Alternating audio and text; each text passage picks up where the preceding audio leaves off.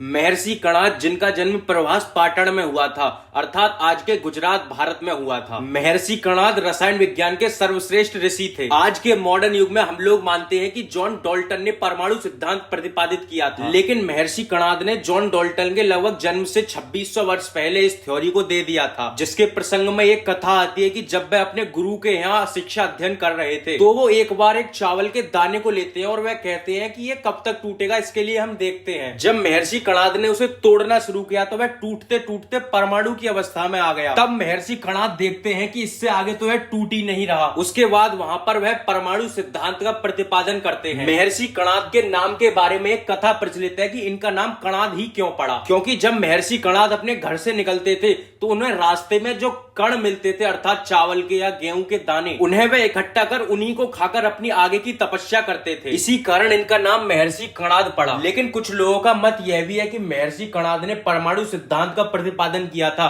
इसी कारण इनका नाम कणाद पड़ा था। अब जानते हैं कि परमाणु सिद्धांत क्या है। कि भौतिक जगत की उत्पत्ति सूक्ष्म अति सूक्ष्म कण परमाणुओं के संघनन से होती है।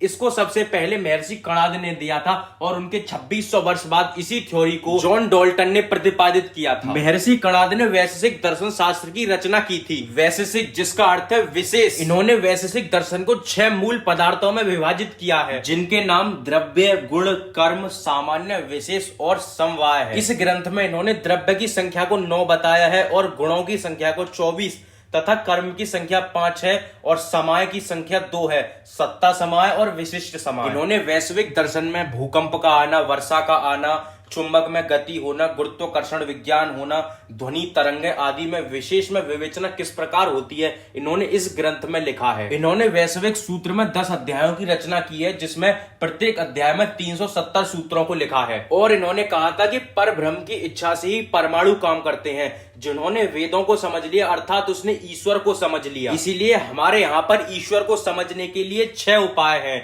न्याय, वैशेषिक, संख, योग, निवास और वेदांता। अर्थात मनुष्य इनमें से किसी एक को पकड़कर अगर उससे ईश्वर को पाने की प्राप्ति करेगा तो वह निसंदेह परब्रह्म परमात्मा को जान जाएगा। दोस्तों, ऐसी ही हमारी इंफॉर्मेटिव वीडियोस देखने के लिए हमारे चैनल को लाइक, शेयर एंड सब्सक्राइब करें और कमेंट में जरूर बताएं कि आप लोग अगली वीडियो किसके ऊपर देखना चाहते हैं।